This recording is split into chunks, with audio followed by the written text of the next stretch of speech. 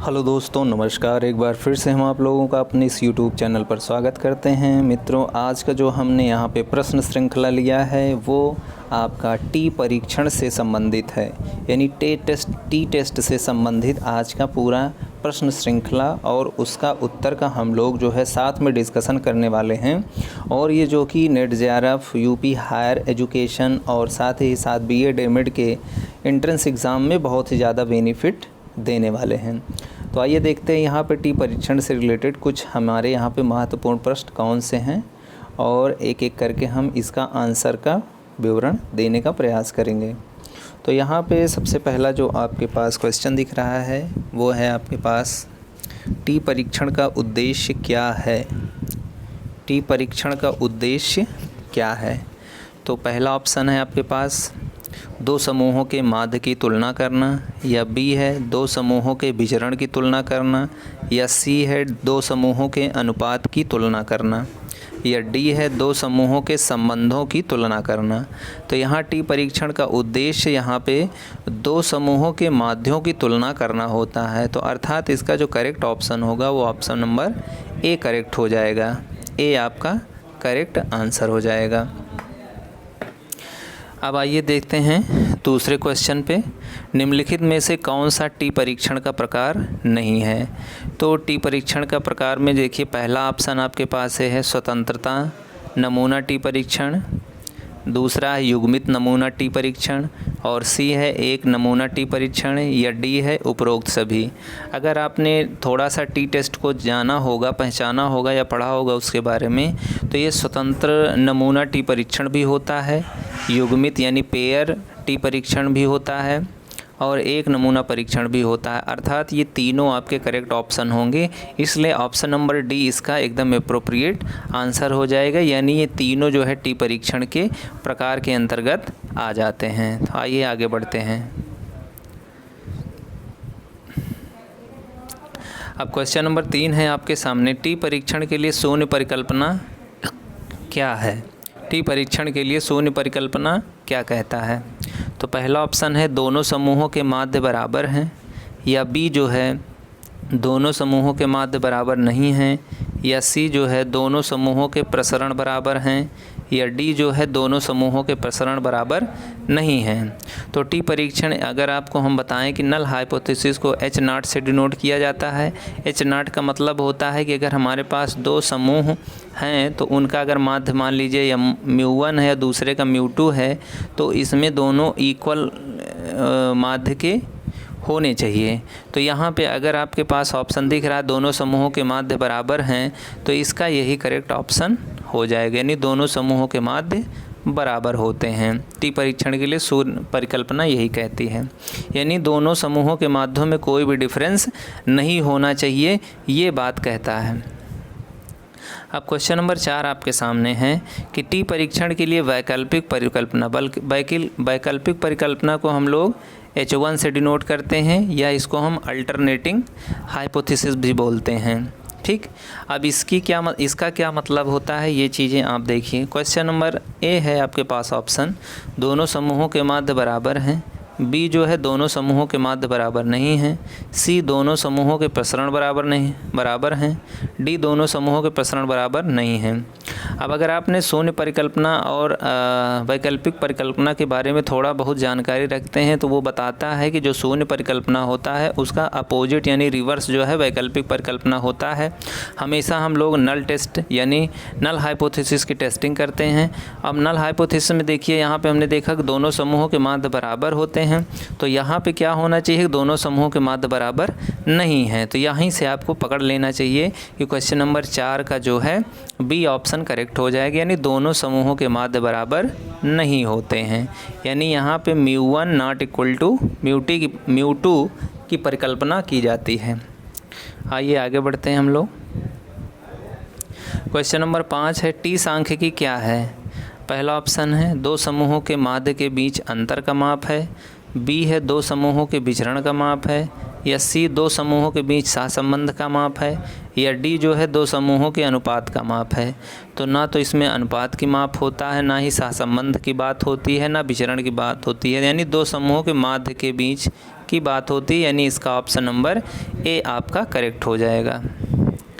Next आगे बढ़ते हैं। ये देखिए बहुत बढ़िया सवाल है कि टी परीक्षण के लिए पी वैल्यू कितना होता है। पी का मतलब क्या होता है, यहाँ पे इस पी के मतलब को आपको समझना है।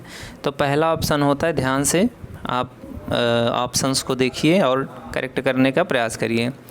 अब पहला ऑप्शन कहता है कि पी का मतलब ये होता है कि कम से कम देखे गए बराबर चरम टी आंकड़ा प्राप्त करने की संभावना, यह मानते हुए कि शून्य परिकल्पना सत्य है। अब बी है, कम से कम देखे गए के बराबर चरम टी आंकड़ा प्राप्त करने की संभावना, यह मानते हुए कि वैकल्पिक परिकल्पना सत्य है। सी ऑप्शन है, देखे गए से कम चरम टी आंकड़ा प्राप्त करने की संभावना, यह मानते हुए शून्य परिकल्पना सत्य है। डी है, देखे गए से कम चरम टी आंकड़ा प्राप्त करने की संभावना, यह मानते हुए कि वैकल्पिक परिकल्पना सत्य है। तो यहाँ पर जो क्वेश्चन नंबर 6 का जो एप्रोप्रिएट आंसर होगा वो क्वेश्चन नंबर ए होगा क्योंकि कम से कम देखे गए बराबर चरम टी आंकड़ा प्राप्त करने की संभावना, यह मानते हुए शून्य परिकल्पना सत्य है। तो पी का मान यहाँ पे यही होता है, आपका ऑप्शन नंबर ए यहाँ पे करेक्ट हो जाएगा।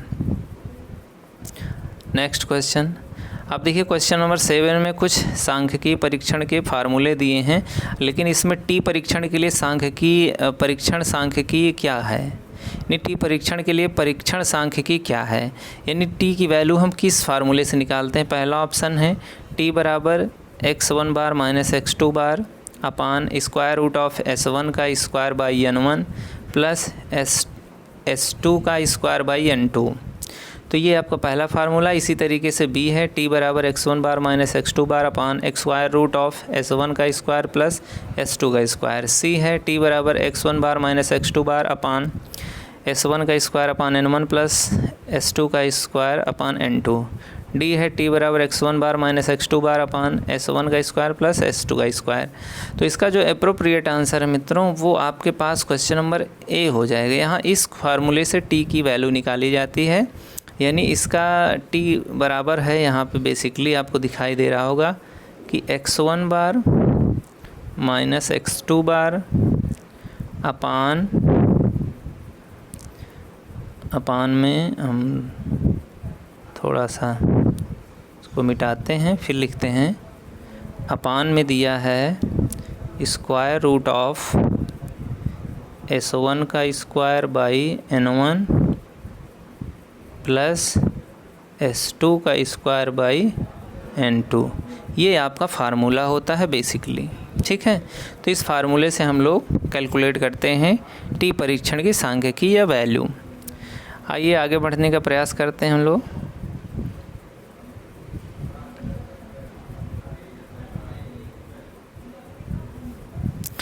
अब नेक्स्ट क्वेश्चन आपके सामने है क्वेश्चन नंबर 8। टी परीक्षण के लिए स्वतंत्रता की डिग्री यानी डिग्री ऑफ फ्रीडम कितनी होती है टी परीक्षण के लिए। तो डिग्री ऑफ फ्रीडम जो है आपका ऑप्शन है n1 प्लस n2 माइनस 2 होता है, या n1 प्लस n2 माइनस 1 होता है, या n1 माइनस 1 होता है, या n2 माइनस 1 होता है। तो टी परीक्षण के लिए जो डिग्री ऑफ फ्रीडम होता है वो हमेशा n1 प्लस n2 माइनस 2 होता है, ठीक है। दोनों समूहों में से एक एक जो है आपको इंडिपेंडेंट वेरिएबल हटा देना होता है, तो जो बाकी बचता है वो हमारे पास हो जाता है। तो अर्थात n1 प्लस n2 माइनस 2 होता है डिग्री ऑफ फ्रीडम। चलिए आगे बढ़ते हैं नेक्स्ट क्वेश्चन पे। क्वेश्चन नंबर 9 है, टी परीक्षण के लिए मान्यता की धारणा क्या है। अब टी परीक्षण के लिए क्या मान्यता होती है। पहला ऑप्शन है डेटा सामान्य रूप से वितरित होना चाहिए, बी डेटा लगभग सामान्य रूप से वितरित होना चाहिए, या सी डेटा तिरछा होना चाहिए, या डी डेटा द्विविध होना चाहिए। तो इसका एप्रोप्रिएट आंसर है मित्रों, क्वेश्चन नंबर ए और बी में लोग कंफ्यूज हो सकते हैं, लेकिन इसका सही आंसर बी है, डेटा लगभग सामान्य रूप से वितरित होना चाहिए। कोई परफेक्ट नहीं होता है। अब डेटा सामान्य रूप से वितरित होने का मतलब है कि सामान्य रूप से हमेशा वितरित होगा, लेकिन यह ज़रूरी नहीं है। डेटा लगभग सामान्य रूप से यह माना जा सकता, क्योंकि प्रोबेबिलिटी का केस होता है यहाँ पे, तो प्रोबेबिलिटी हमेशा संभावना पे चलती है, लगभग पे चलती है। तो डेटा लगभग सामान्य रूप से वितरित होना चाहिए, तो ऑप्शन नंबर 20 का करेक्ट हो जाएगा। क्वेश्चन नंबर 10 है टी परीक्षण के लिए प्रभाव का आकार क्या है। इसमें पहला ऑप्शन कोहेन का डी आकार, बी है पियर्सन का आर आकार, या सी है पियर्सन का रो आकार, या डी है कैंडल का टाउ बोलते हैं उसको। तो इसका सही आंसर है 10 का ए, कोहेन का डी। टी परीक्षण के लिए प्रभाव आकार अगर आपसे पूछा जाता है तो 10 का आपका ए आंसर हो जाएगा। फिर आगे बढ़ते हैं। क्वेश्चन नंबर 11 है युग्मित नमूने टी परीक्षण का उद्देश्य क्या है। 2 स्वतंत्र समूहों के माध्य की तुलना करना, या बी 2 संबंधी समूहों के माध्य की तुलना करना, या डी 2 समूहों के विचरण की तुलना करना, या डी 2 समूहों के अनुपात की तुलना करना। तो इसमें जो सही है आपके पास माध्य की तुलना होता है, तो 2 स्वतंत्र समूह नहीं, स्वतंत्र के अलावा भी होता है, तो यानी 2 संबंधित समूहों के माध्य की तुलना करना होता है। तो इसका सही आंसर बी हो जाएगा, ना तो ए होगा ना तो बाकी दोनों होंगे। तो इसका सही आंसर बी, 2 संबंधित समूहों के माध्य की तुलना करना, ये आपका सही आंसर होगा। फिर आगे बढ़ते हैं। क्वेश्चन नंबर 12 हमारे पास है कि टी टेस्ट का प्राथमिक उद्देश्य क्या है। पहला है 2 स्वतंत्र समूहों की माध्य की तुलना करना, या बी 2 चरों के बीच सहसंबंध निर्धारित करना, या सी एक ही समूह के भीतर विचरण का विश्लेषण करना, या डी श्रेणीबद्ध चरों के बीच संबंध की मजबूती को मापना।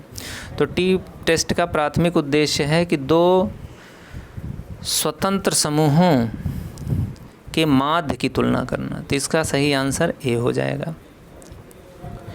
क्वेश्चन नंबर 13 है 2 आश्रित नमूनों के माध्य की तुलना करने के लिए किस प्रकार की टी टेस्ट उपयोग किया जाता है।